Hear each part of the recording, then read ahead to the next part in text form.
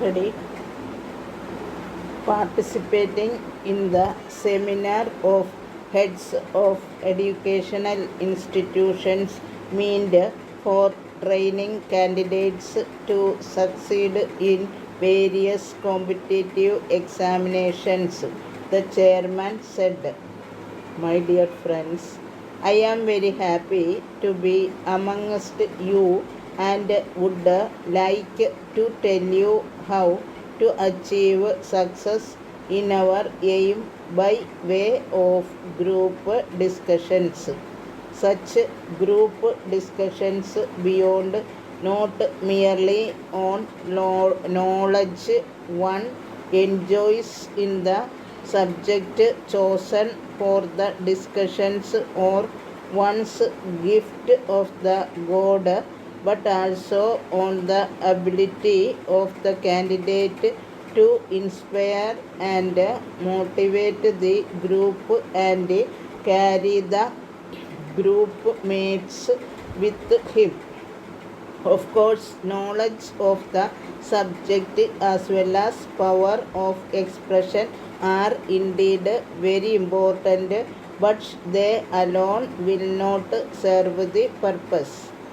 We can say they are the foundations and starting points to build the edifice on the foundation and to reach the finishing point as definite winner from the beginning. One requires the leadership quality. This is the underlying secret for success in group discussions. You know why? Because that is a personality test as compared to other written or objective tests. To be brief, the candidate must create a strong and favorable impact on the group in which he is a member. This alone will assure success. Please remember that with knowledge and power of expression, or for that matter, even with mere power of expression alone, one might be able to create a strong impression on the group. If you speak with great fluency, authority, and emphasis using flowery language for some length of time, you would certainly attract attention and make some impact on your audience. For achieving all these things, you should have good knowledge in English language. The demand for English language is growing day by day. This language is not confined to any individual country. All the countries have recognized the growing importance of English even for the purpose of international economic and commercial transactions. They take a keen interest in promoting the study of English. In earlier months, we did organize small workshops wherein the emphasis was made on the relationship between the student and teacher, not forgetting the role of the parents. Let me reiterate some of those points.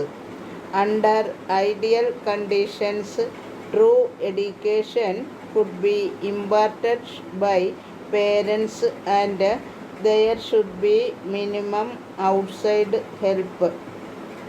In other words, parents are the first teacher.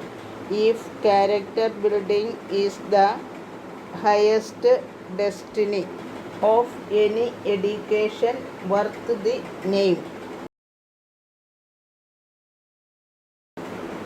Ready? അടുത്ത speed തുടങ്ങുവാണ്. Ready?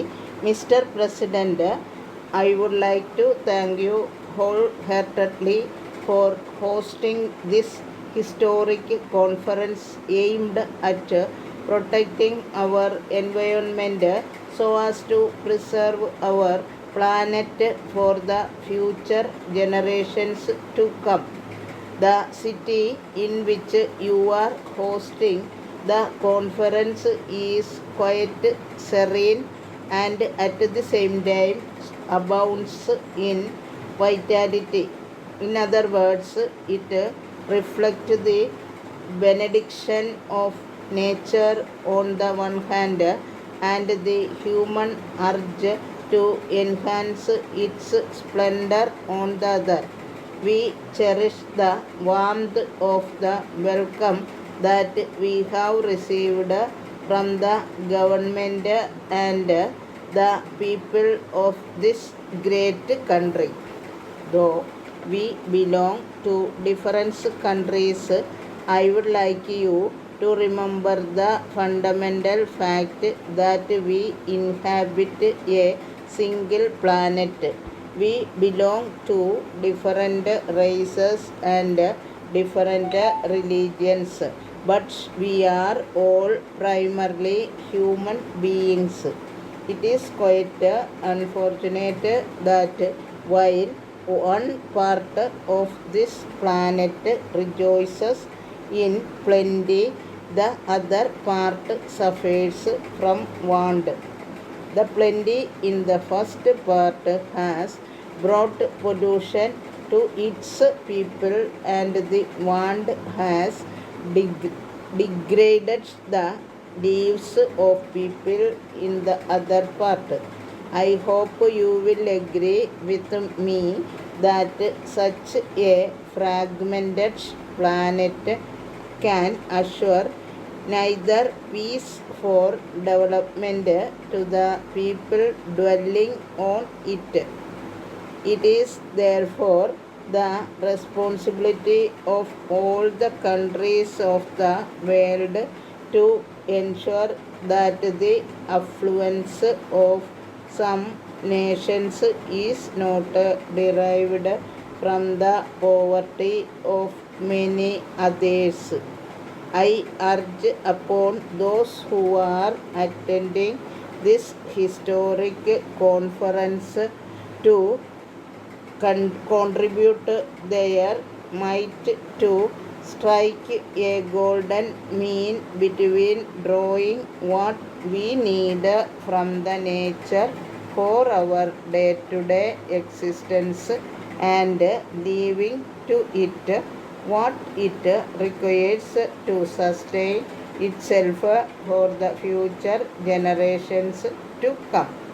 As it is, as several countries share this planet, it is true that very little can be done by a single country, but collectively, if we put together all our efforts, there is no reason why we cannot do something worthwhile to sustain life on this earth for centuries to come.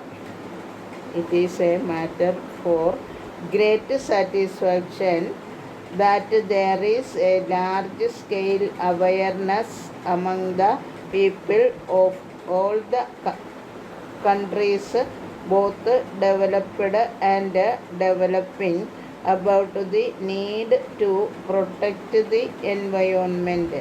I desire that this consciousness should cross the political boundaries and should become a common national and international norm. We in our country are engaged from the very beginning in finding some practical measures to this pressing problem.